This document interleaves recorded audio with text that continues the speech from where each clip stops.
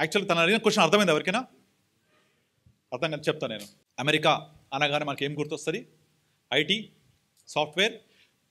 America యొక్క 60% revenue comes from software.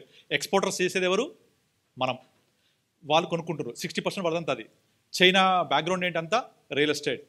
వాళ్ళ company ఉంటుంది చైనాలో, గ్రాండ్ ఫోర్త్ కంపెనీ ఉంటుంది.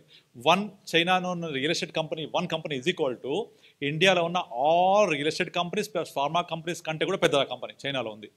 Maximum 60%, 50% of China is real estate. Next South Korea. ఏంటి సౌత్ కొరియా వాళ్ళది economy? Samsung. 40% of south Korea economy is depending on Samsung. కానీ ఇండియాకి అలాంటిది లేదు. ఇండియాకు ఉన్న పెద్ద అడ్వాంటేజ్ అది. నీ క్వశ్చన్ రైట్ క్వశ్చన్.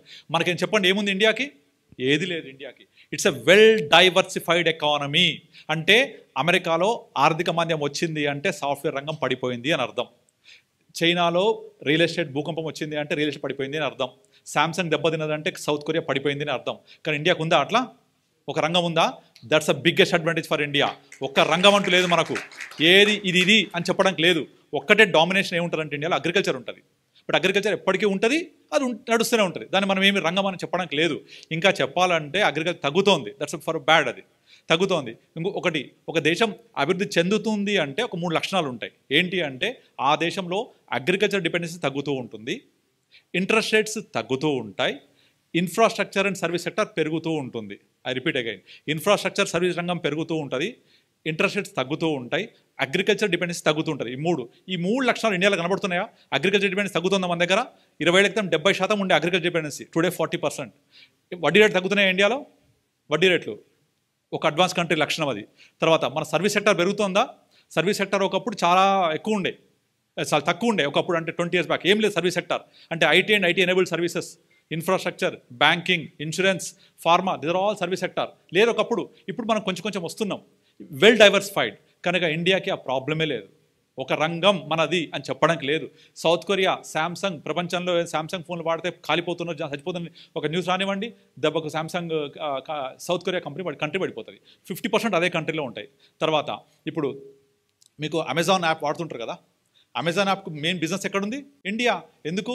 ఇప్పుడు మనం ఫస్ట్ వరల్డ్ వార్ చూసినాం, సెకండ్ వరల్డ్ వార్ చూసినాం, థర్డ్ వరల్డ్ వార్ నడుస్తుంది ఆల్రెడీ. ఎక్కడ నడుస్తుంది చెప్పండి? మార్కెట్లో. మార్కెట్ వ్యవస్థ, మార్కెట్, ఇదంతా థర్డ్ వరల్డ్ వార్. ఇదంతా ఈ వరల్డ్ వార్లో గెలిచేది ఎవరు? ఎక్కడ మార్కెట్ ఎక్కువ ఉంటే అక్కడ. ఎక్కడ మార్కెట్ ఎక్కువ ఉంది? ఇండియా. ఎందుకు? జనాభా. We are there products. మనం కనుక అమెజాన్ వస్తువులు వాడకపోతే అమెరికా అడుక్కుదినాలి ఇప్పుడు లిటరల్లీ. మనం కనుక అమెజాన్ ఆపేస్తే, అమెజాన్ ఓనర్ ఎవరు? Jeff Bezos. ప్రపంచంలో టాప్ 5లో ఒకడా రిచ్ అయ్యాడు. మనం చేస్తున్నాం రిచ్ అది.